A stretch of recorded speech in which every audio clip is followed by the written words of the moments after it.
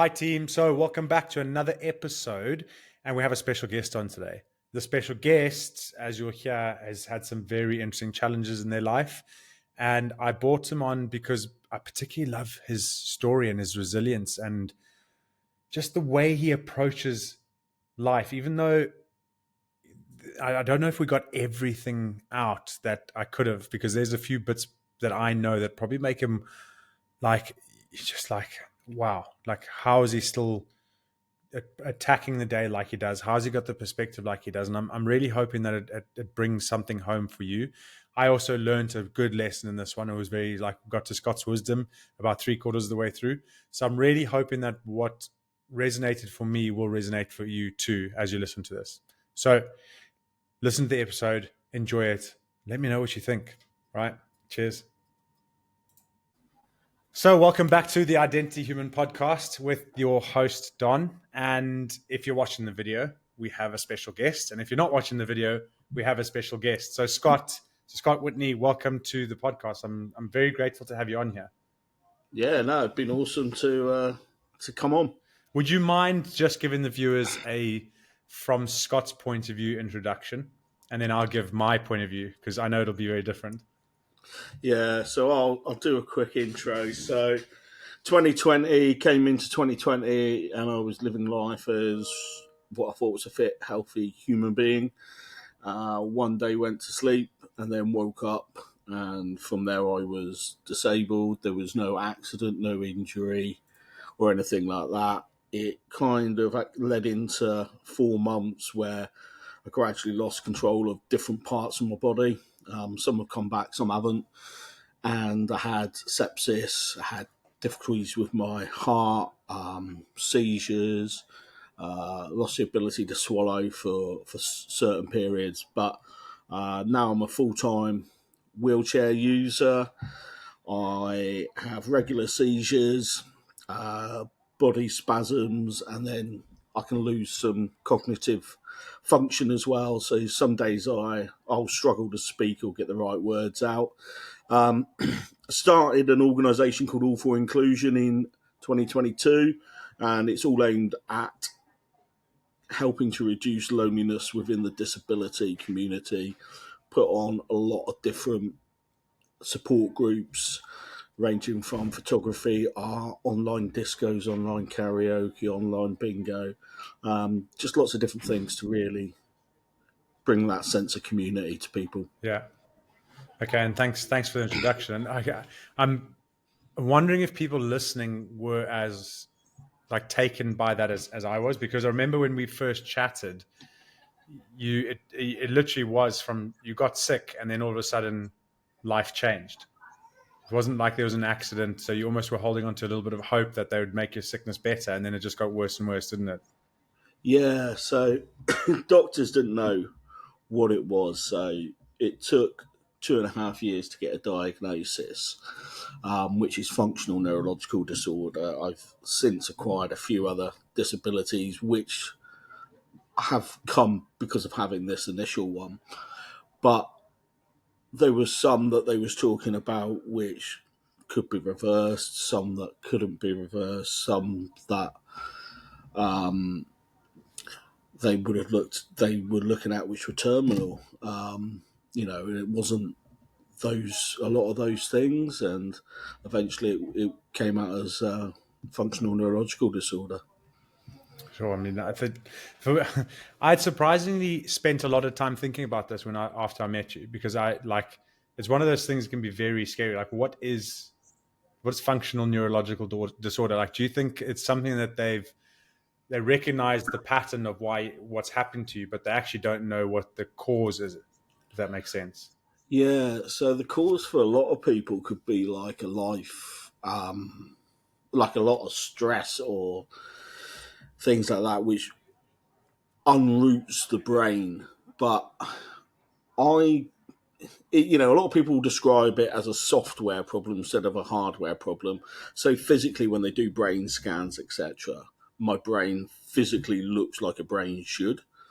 They could do tests on my leg, and my leg, there's no broken bones there. There's no ligament damage, muscle damage. So physically, it's there. But when the signal leaves my brain, it goes to my leg, and my leg goes, it's not there, and it just goes back to the brain. So my brain thinks there's no leg there.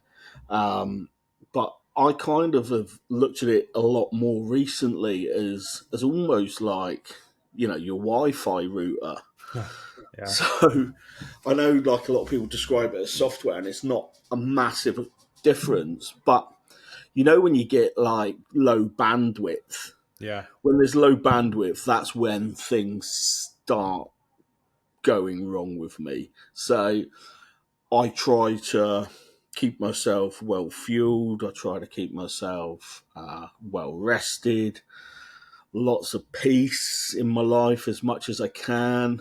But at the same time, I don't want to just sit around doing nothing. I want to Yeah. be making as much difference as I can, because I don't know how long I can continue to make a difference for. It could be a week's time and I might physically not be able to do it.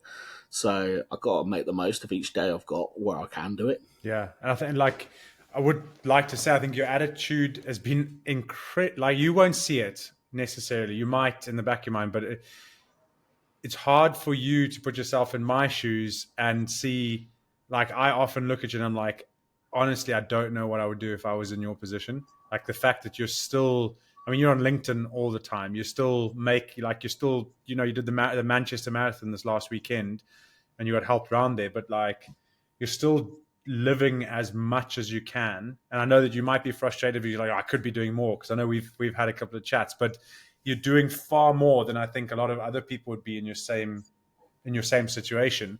And there's a few things I want to maybe tie in here, is like the resilience that you've got, because I know the more and more I look into Identity Human, it's genuinely, it's what am I doing? It's like just trying to help people be more resilient. And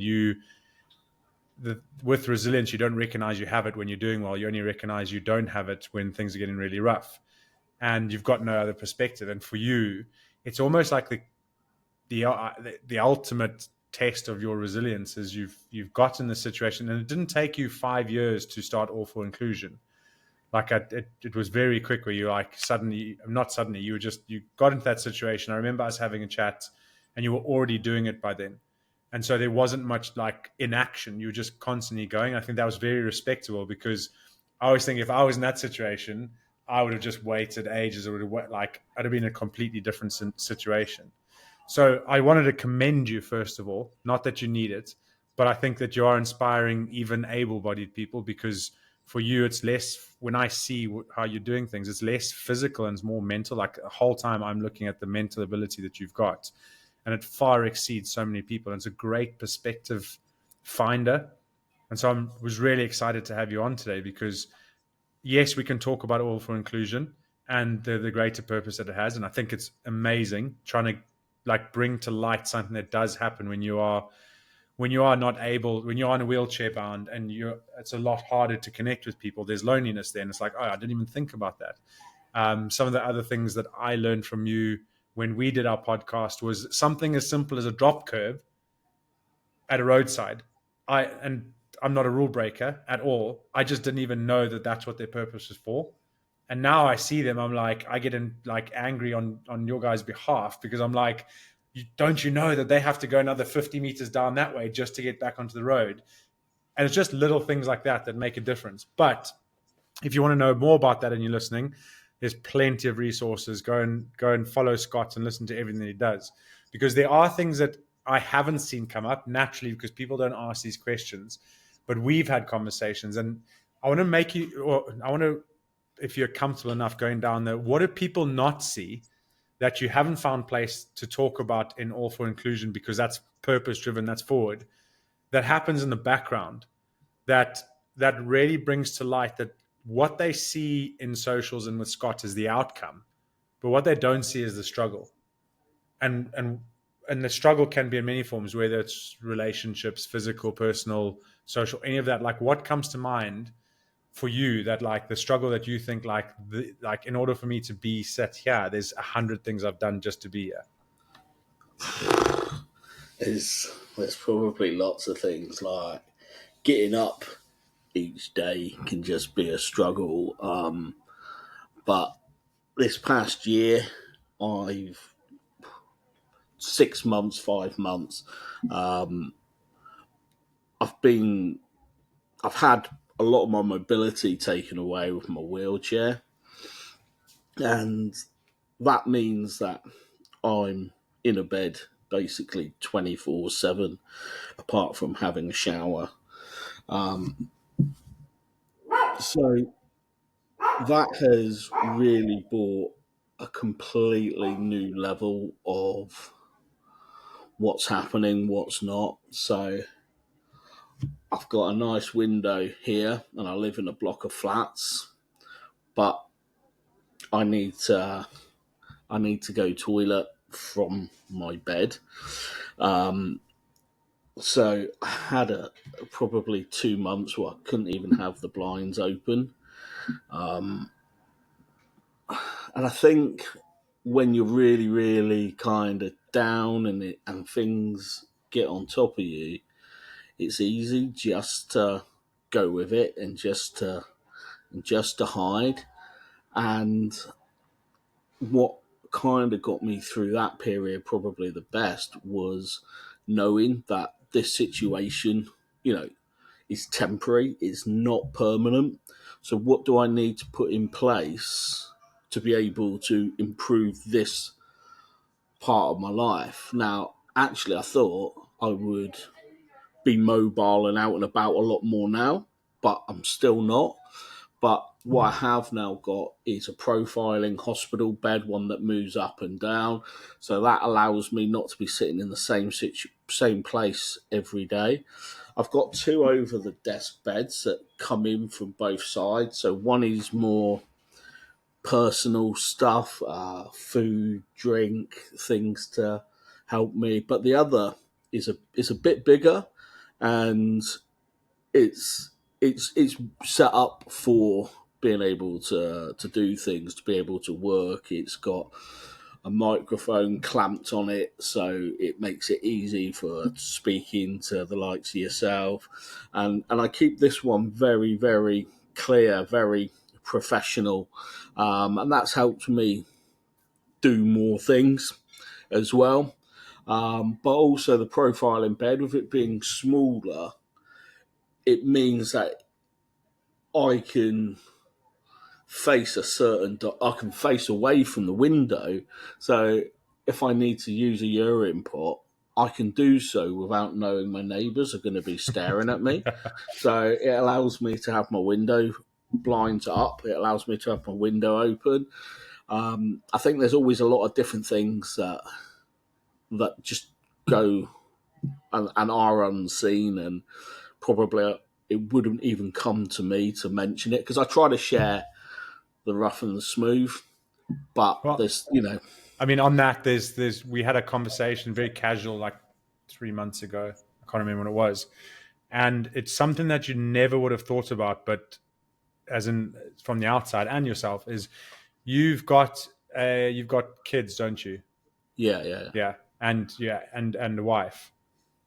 Oh no, no, no! So my kids and my ex-partner Steph, their mum, they Yeah, live in Falmouth, yeah. so they live away from me. Okay. Um, So if you don't yeah, mind, I I've mean, got we the can kids.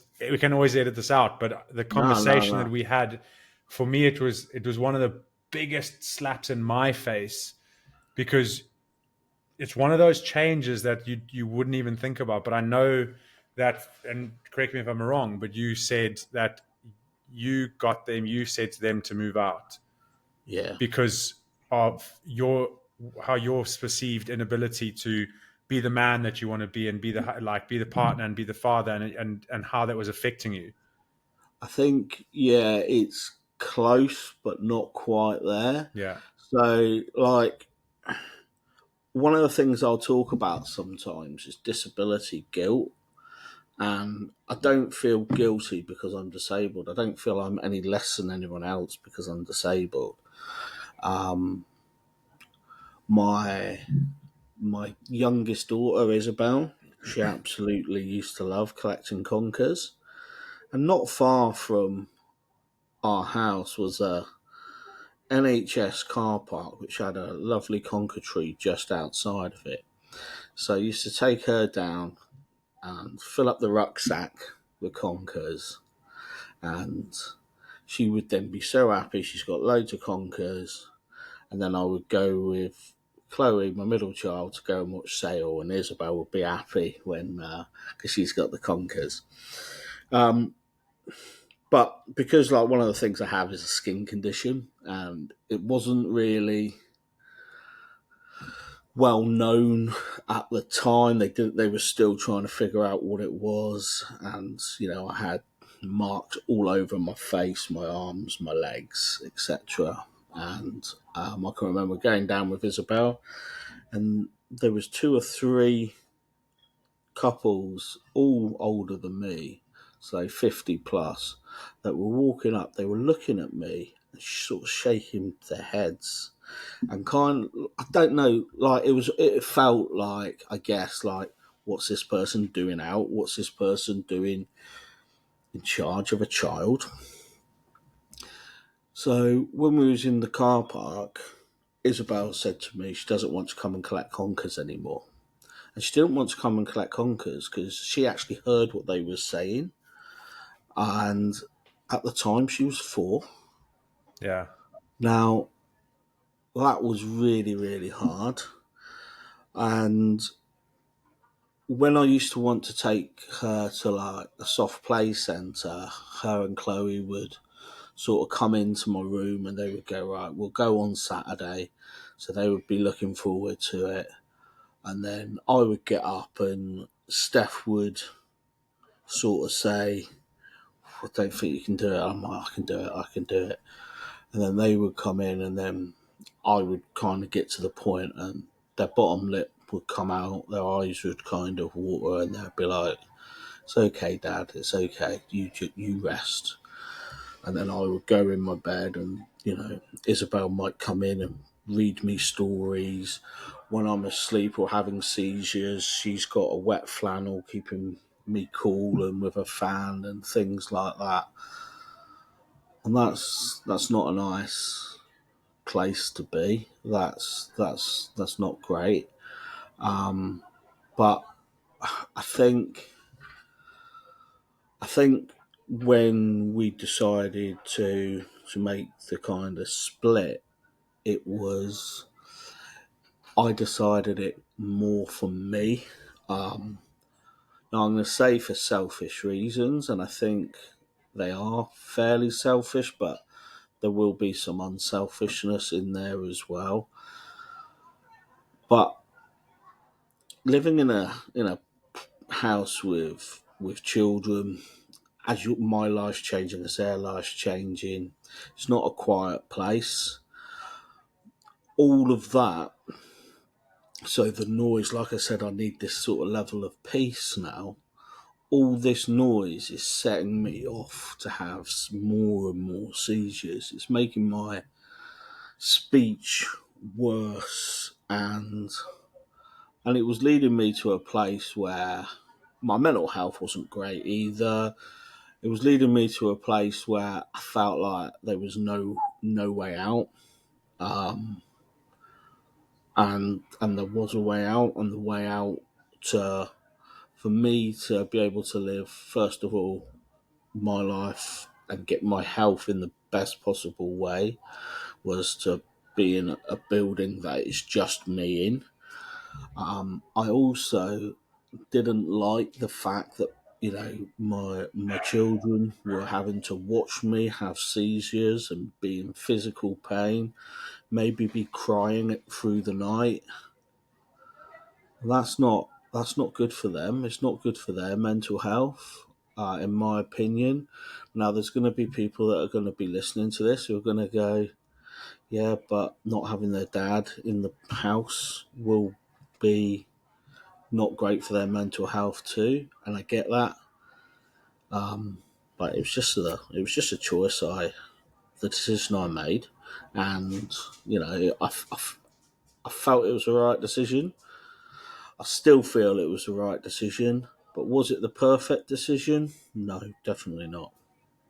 I don't think there would have been a perfect decision there. No, no, they probably wouldn't. Yeah, There probably it wasn't a right outcome, a perfect outcome. yeah. So you got to weigh it up and decide what you think's I best. suppose the next question is, how are you finding that now that you are on your own? Does it give you the, like, I always think if humans at their core are here to survive, regardless. So like if you think like animal instinct is like you're going to protect yourself, you're going to make sure that you're in a good place, and that's the kind of environment that you, I suppose, have now. Do you think that that allows you the ability to probably not prolong or heal or improve, or do you still sometimes sit there and go like, I yeah, don't know if this is right. Yeah, my situation, my environment, I'm sure will be better by the end of the year. My situation and environment is worse now than what it was 6 months ago, because my electric wheelchair was taken away from me because of my vision. So that means I'm less mobile. I'm less out when I need to be. So that can improve. But yeah, I still think I think it has made a positive improvement on my health. Um, I because there's that piece, and it's also that internal pressure of having to be present. Yeah, I'm present now when I want to and I need to be. So if I need to be present for a long period, let's say on Wednesday, what I might do is I might sleep all of Monday and Tuesday so I can be present on that Wednesday, and I can really try my best to plan things around it. Now, one thing that kind of caught me majorly yesterday, I don't know if you can see it, I got a bit of a glow to my forehead. I just presumed that was the marathon. Yeah, and it was a marathon, and just an idiot, just didn't put sun cream on. It was there to put on, and I just didn't put it on. And that started to peel yesterday, and it started to really sting. Now, not being able to move out of my bed, I know the solution, what I could have done to help this. I knew if I went and I put cold water on my head, it would help. I knew if I put something like a Vaseline or a moisturizer on my head, it would help. I just couldn't get to it. I just couldn't get to it. So I spent about an hour and a half with a really, really sore forehead. But what that then does is it sets everywhere else of my body off. So my leg was going into spasm a lot, my back as well, because my brain is now, like I said, the bandwidth on the internet is like my brain is kind of dealing with this. So it's got less energy to deal with, keep the other functions in place. So they're all going off and getting worse and worse and worse. So whilst I was really pleased when my carers came to help me with my forehead, as soon as they helped with my forehead, the rest of my symptoms kind of go and ease as well. So I'm in that place now where I'm controlling my condition into what Yeah. I would say is maybe as good as it can get. There's still pain every day. There's still lots of things I can't do. I know I'm going to have seizures at least weekly, but I'm not putting myself into loads of dangerous situations unless I do something stupid like get really bad sunburn on my head and then Yeah, don't have the right stuff around me to be able to fix it when I need it. yeah. It's a lesson, eh? Yeah, yeah, definitely. How have you found that like obviously a massive shift for you is identity? It's like you had the mass. Like I know that you told me you ran your like sub 4 hour marathon when I was running mine, and that you obviously you had things going for you. How have you found the identity shift, and how long did it take you to, or like I know you use the word acceptance, like accept, or are you still on that journey? Definitely still on the journey, 100%. But um, like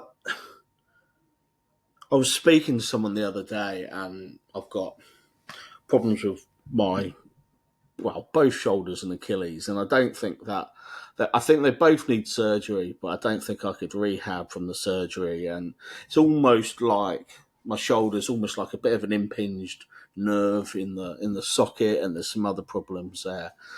And I said to them, like, if I could swap my shoulder with someone, I would. And they've got a disability as well, very similar to mine. And they said, "Well, what about the rest?" And I said, "No, I can cope with that. I can cope with not walking. I've not walked for 5 years. If I was told to clear out my house, my gran would say, if you've not used something for 5 years, you don't need it. Yeah. So, like, I've not used my legs for 5 years in the walking sense, Yeah. so I no longer need them. And actually, like, I think I'm fairly good at telling stories. I'm a pretty good storyteller, and would I be telling the right stories if I wasn't? If my disability went, would I continue telling the right stories that were going to make a difference? I don't know. Would I continue putting myself in the situations that I want to be in now? I don't know. I can't answer it because I'm not in that place. So I think I've developed as a person, as a human, Yeah. since becoming disabled. It's made me. I always thought I was accepting of everyone, and I still do think that I was.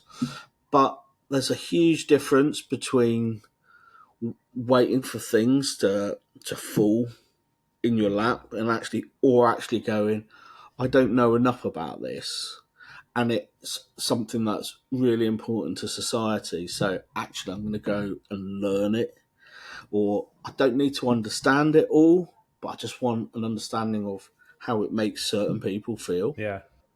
Okay. And I mean, you keep mentioning that, like, say, your situation will get better, or like there's almost like there's hope there. Is there hope?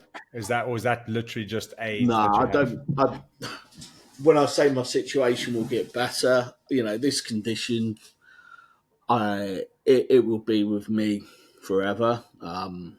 As probably will my mental health. But, like, I think when I had my electric wheelchair, when I had my power wheelchair, it meant I could go around town and things like that, and I could do almost what I wanted to until the battery ran out. Then that got removed, and my eyesight is not as good, so I'm not allowed to move myself around in my wheelchair. My chronic fatigue won't allow me to do it, and my shoulder won't allow me to do it. So I'm pretty much stuck, and I have carers that come in and help me with certain things like showering, getting changed.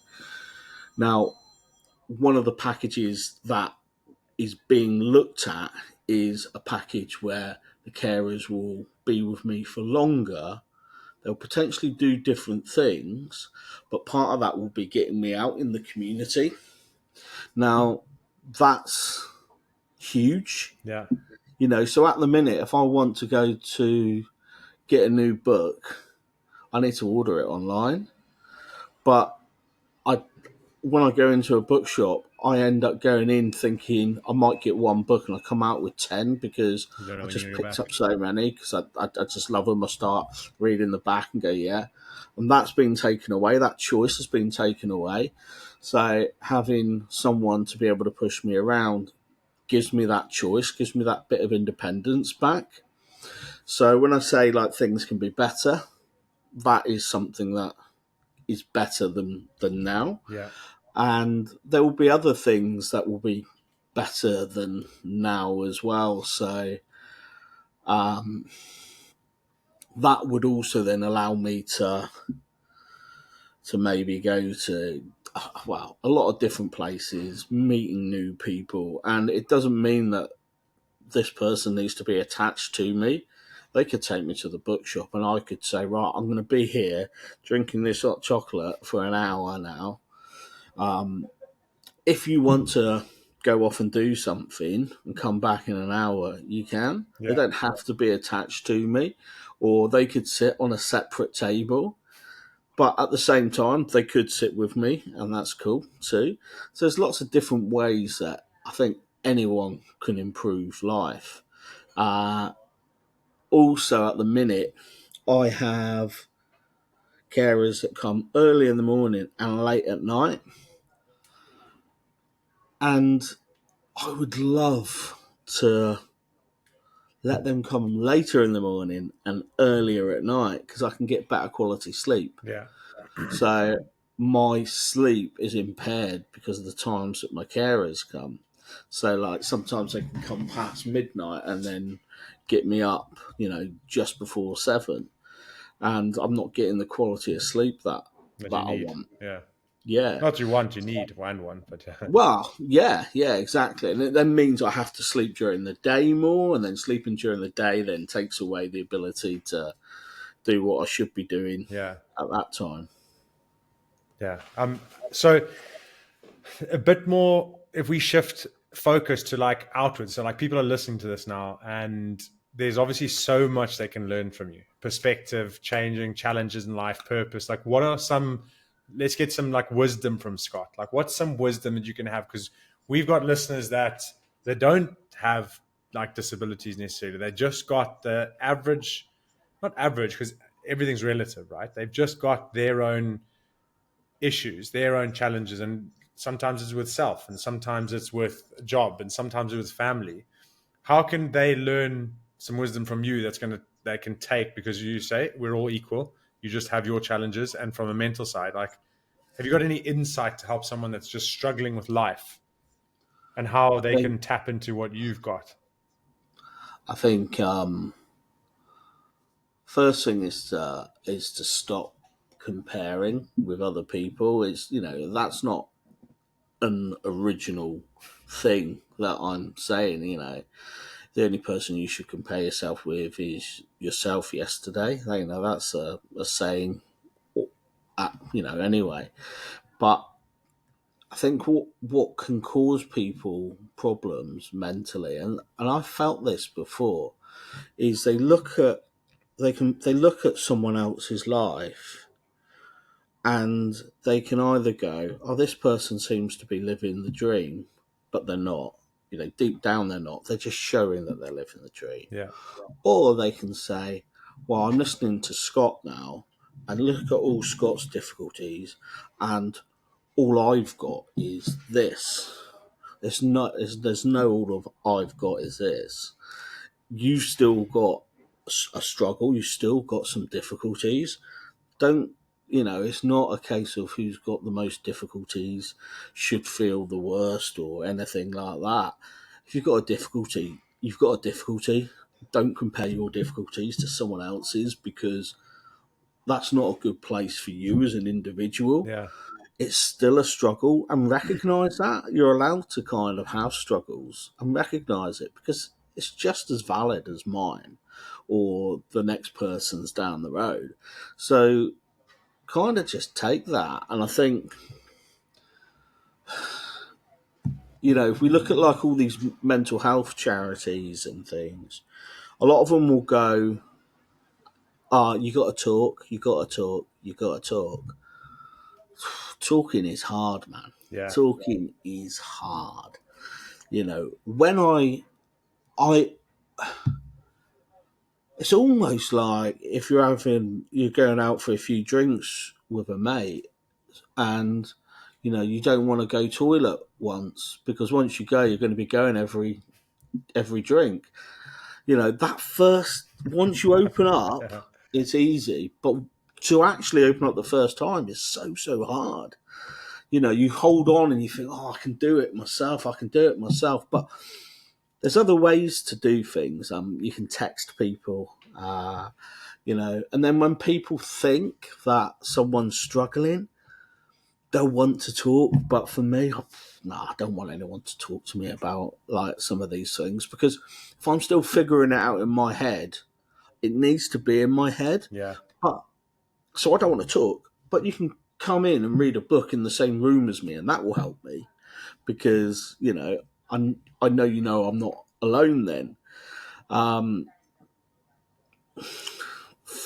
Follow people and have your circle of people to be who you want to be. if there's someone always bringing you down, and they're always bringing you down, it's not that they're going through having a tough week or a tough month or whatever, but if they're always bringing you down, what are they adding to you? And actually, are they a part of the reason that you're struggling? Because if you're around positive people, it's more likely you're going to feel positive thoughts. Yeah. So really kind of have a look and think, right, what can I do? What is causing me these difficulties? And if something is, think, do can I do without this in my life? Whether it's an object, whether it's a thing, whether it's noise, whether it's a person. If you're going through a tough period, you need to to look around and think, right, what do I need to change to get me through this? One of my big things was making room for reading. Reading really, really helped. So, I mean, I just wanted to bring back to something that you said, interesting, where you're like, don't look at me and think that you don't have any problems because it's all relative. I was like, that's exactly what I do. Not that I look at you, I look at, like, say, I'm like, I'm glad I don't live in Africa starving for the next bit of food. And so I go, I don't actually have problems, which is, it's a good way of finding perspective sometimes, but actually not if you're taking away from the fact that your challenge is a challenge. Because I think there's a subtle difference, isn't there? Yeah, so like there's a couple of homeless people that I speak with, and they, I think that their struggles are really tough. They tell me stories of when they're sleeping in bins to stay dry, and then they ask how I've been. So, I say, oh, I had a seizure. It was a tough one. Like, here's the photos. This is my eye.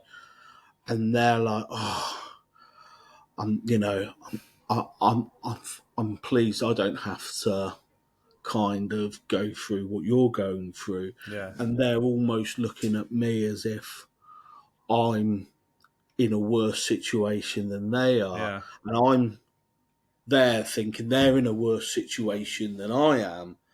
And actually, we're both just going through a different struggle and a different battle. And that can be, you know, it doesn't even have to be that extreme. If someone's got a struggle, if someone's feeling a certain way, it's valid. Yeah. And I think if you face it, if you kind of accept that your struggle is valid, it will help. And then, what can you do about it? Because there's always something you can do. And there might be 10 things you can do with your situation, and they're all not great, but you still got a choice of which of those 10 things Yeah. you do. And then you think, right, well, if I stop this or if I start doing this, the outcome in a month's time or 6 weeks' time will be X. Then you can then reassess and go, right, what can I do now? What can I change now? And sometimes, it's a long journey, it's a long battle to until one of the choices is a decent choice. But there's also some things you can't control. So I can't control the weather. Now, I hate hot weather. That is something that really, really triggers me. Yeah. So I've already got a fan next to me, sort of. That was on all last night. Can you reach it? Pardon? Can you reach it? Oh, I've got, I've got a remote for it. Okay. But yeah, but it was on all last night, and I needed it. But if I've got a fan on all the time, that's then going to make me financially worse off because that's electric being used. Yeah. So what's more important? Is it more important to spend more on my electric, or is it more important to keep my health balanced? And those are those choices that there's not a perfect outcome. It's a So horrible choice, isn't it? Where we live in a world where you have to sacrifice your ideal health because of money. yeah, there's plenty of people who Yeah. are doing it. Like my bed's an electric bed. I don't use it, but I should do. I should have like an oxygen mask on when I'm sleeping at night. You know, and if I feel like I really really need it, I'll go back to using it. But all of these things that then cost more and more money, and then you've got food going up in price.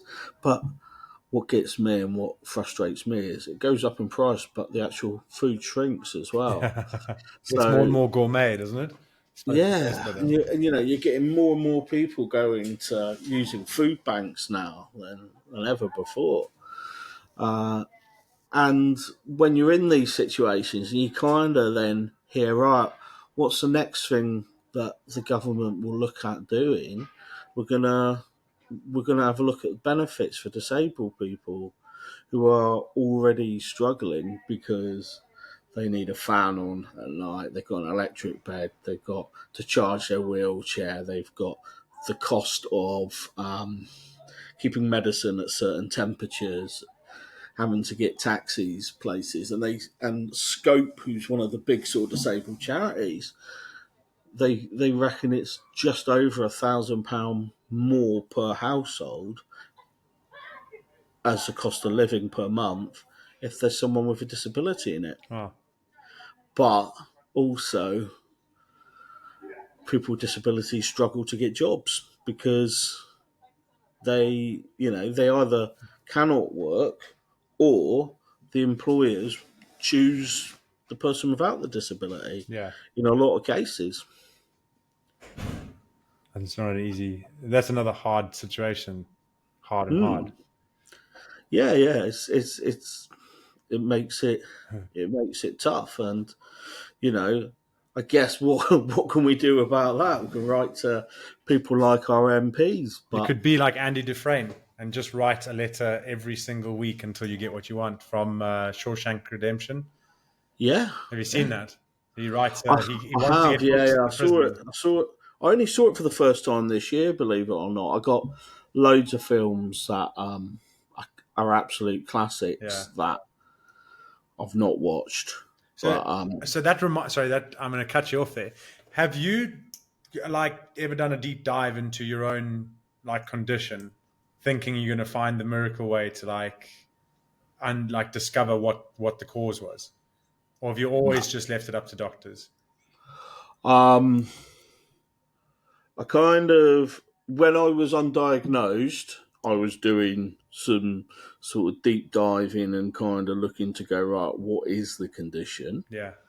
I haven't done anything as to what's caused it, and I put probably a lot less effort than what people think into trying to get better. A lot of people will say, "Well, why don't you try to do this, this, and this to if you lose a bit of weight, if you do this, if you do that." But I've only got so much energy. Yeah. I've only got, and what do I want to focus on? Well, if you said to me 6 weeks to 6 months to maybe 18 months into my condition, would you do anything you could to to to go back to how you were before? I'd have said yeah, and I'd have sacrificed anything.